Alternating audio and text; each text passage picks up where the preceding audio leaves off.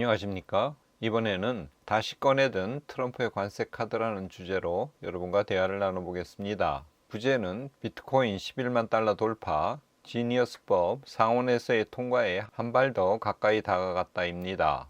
22일 미국 하원에서 트럼프 감세 법안이 215대 214로 가까스로 가결되어 상원으로 회부되었습니다. 이 법안이 통과되면 미국의 재정 적자가 5,200조 더 늘 것이라고 합니다. 트럼프가 추진하는 감세안이 재정 적자를 늘릴 것이라는 우려감을 키우면서 미국 국채금리가 올랐습니다. 미국 정부의 재정 적자가 커지면 미국 국채, 그러니까 미국 빚이죠. 이것을 살려 그러지 않겠죠. 따라서 금리를 높여야지만 미국채를 살 것입니다. 30년 만기 금리가 5.089%에 달해서 심리적인 저항선인 5%를 훌쩍 넘겼습니다.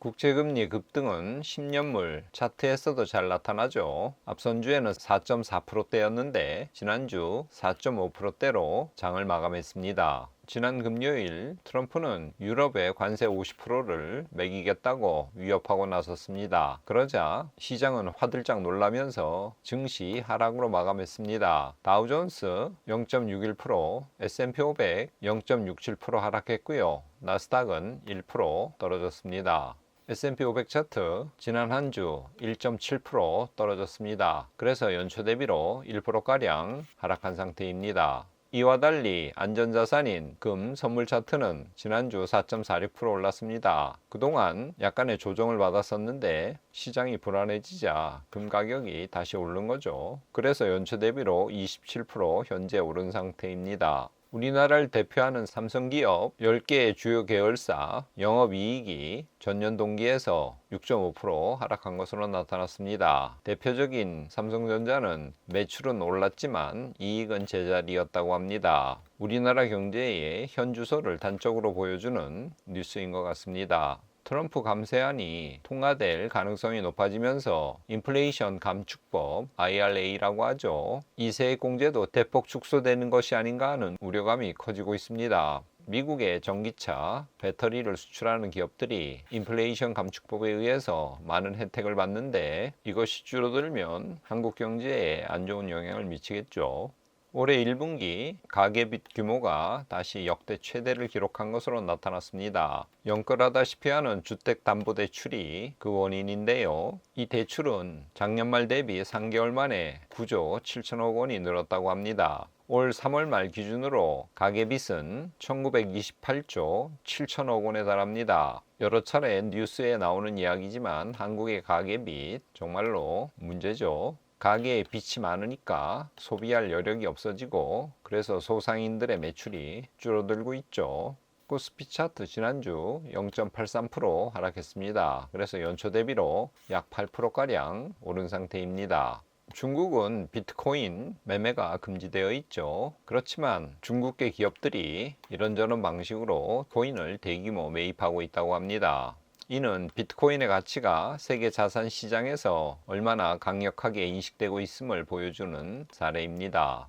썸네일 부제에서 말씀드렸듯이 지난주 비트코인이 11만 고지를 밟았죠. 그래서 사상 최고가를 돌파했습니다. 일각에서는 30만 달러 전망까지도 나오고 있습니다. 비트코인이 이렇게 오른 이후로 정부의 허가를 받은 주체는 누구라도 스테이블 코인을 발행할 수 있게 하는 지니어스법 통과가 임박한 사실과 미국 최대 은행인 JP모건이 고객이 원할 경우 자사계좌로 비트코인 관련 자산을 구매하는 것을 허용한 점, 이 두 가지를 들고 있습니다. 비트코인이 상승하면 상승 이유 10가지 이상도 들 수 있고 하락하면 하락하는 이유 10가지 이상도 들 수 있죠. 어쨌건 11만 달러를 돌파함으로써 비트코인은 가보지 않는 길을 가고 있는 셈입니다. 비트코인이 11만 달러에 이른 것은 엄연한 제도권 자산으로 인정받았다는 뜻이고 기관들이 비트코인을 적극적으로 매수하기 때문이라는 분석이 나오고 있습니다. 매일경제 이 기사에서도 비트코인 가격 상승에 지니어스 법안이 언급되고 있죠.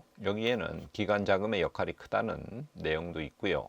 지금까지 가상자산에 대해서 비판적 입장을 취해왔던 제이미 다이먼 JP 모건 체이스 CEO가 최근 고객이 원할 경우 비트코인 관련 상품을 은행 계좌로 구매할 수 있도록 허용하겠다고 밝혔습니다.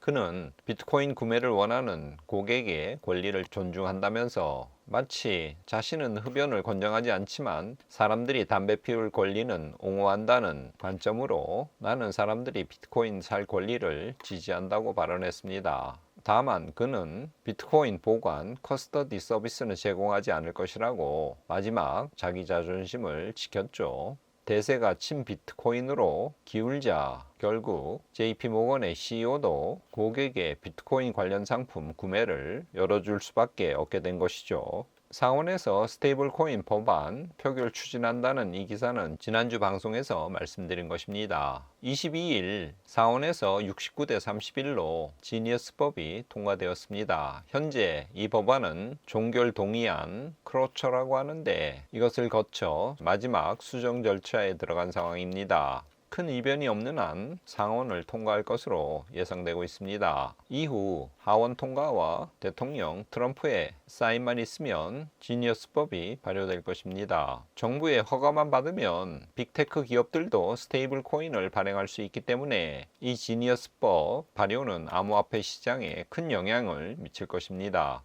미국의 자산운용사 비트와이즈는 스테이블 코인 법안 지니어스법이죠. 이것이 통과되면 암호화폐 장기 강세장이 예상된다고 전망했습니다. 지니어스법이 통과되면 스테이블 코인 발행량이 늘어나겠죠. 그렇게 되면 결국 유동성 증가로 암호화폐 시장에 장기 강세장이 펼쳐진다는 분석은 나름 합리적이라고 볼 수 있겠습니다. 그는 작년 1월 승인된 비트코인 ETF를 제외하면 이 지니어스법 통과가 가장 중요한 규제 변화, 어쩌면 더 큰 변화라고도 할 수 있다고 사족을 달았습니다. 미국 대형은행들도 난리가 났습니다. JP모건, 뱅크 오브 아메리카, 시티그룹, 웰스파고 등 미국에서 제일 큰 은행들이 자신들도 스테이블 코인을 공동 발행하는 것을 검토하고 있습니다. 스테이블 코인이 확산되면 전통 은행의 예금 기반과 결제 네트워크가 위협받을 수 있다는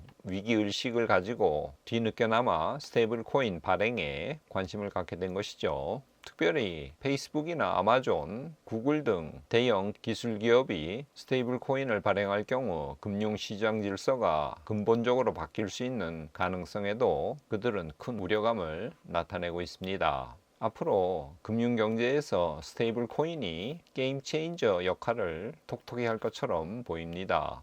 블록체인 인프라 솔루션 제공업체 파이어블록스의 조사에 따르면 전 세계 기관들의 90%가 스테이블 코인을 도입했거나 활용을 검토 중인 것으로 알려졌습니다. 약 50%의 응답자가 이미 결제에 스테이블 코인을 활용하고 있고 23%는 시범 테스트 단계이고 18%는 도입을 계획 중인 것으로 나타났습니다. 파이어블록스는 스테이블 코인이 금융 시스템 현대화에 있어 열쇠라고 강조했습니다.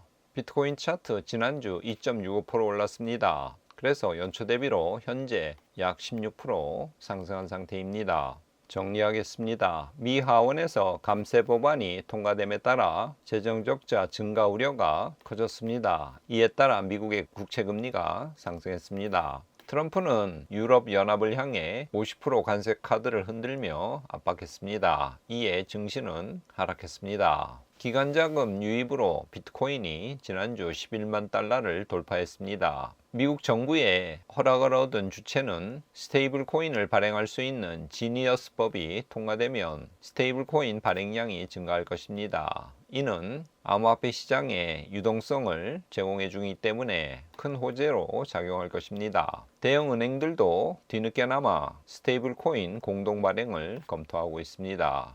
이번 주 말씀은 요한복음 8장 12절을 가져왔습니다. 제가 읽어보겠습니다. 예수께서 또 말씀하여 이르시되 나는 세상의 빛이니 나를 따르는 자는 어둠에 다니지 아니하고 생명의 빛을 얻으리라. 요한복음은 위아래 빛과 어둠, 하늘과 땅 등의 이원론적 세계관을 바탕으로 아들이신 예수가 하늘로부터 들은 진리를 사람들에게 말씀하시는 계시의 구도를 취하고 있습니다. 오늘 본문에서도 예수님은 자신을 빛으로 설명하십니다. 그래서 나를 따르는 자는 어둠에 다니지 아니하고 생명의 빛을 얻는다 이렇게 말씀하고 계십니다. 예수는 생명이신 로고스가 육을 입고 이 땅에 오신 분이십니다. 요한복음 1장에 그런 내용이 있죠. 그분 안에 생명이 있습니다. 빛이 어둠을 비췄는데 어둠은 아직 이 빛을 깨닫지 못하는 상태라고 1장 5절에 나옵니다.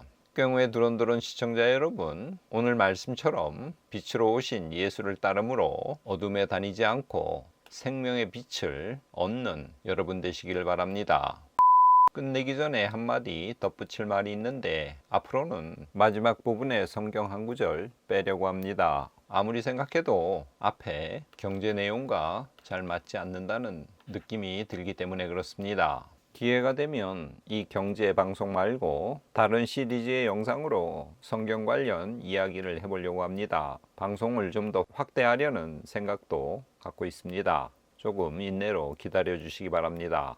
혹시 다른 의견 있으면 댓글에 남겨주시기 바랍니다. 오늘은 이것으로 마치겠습니다. 끝까지 시청해 주셔서 감사합니다.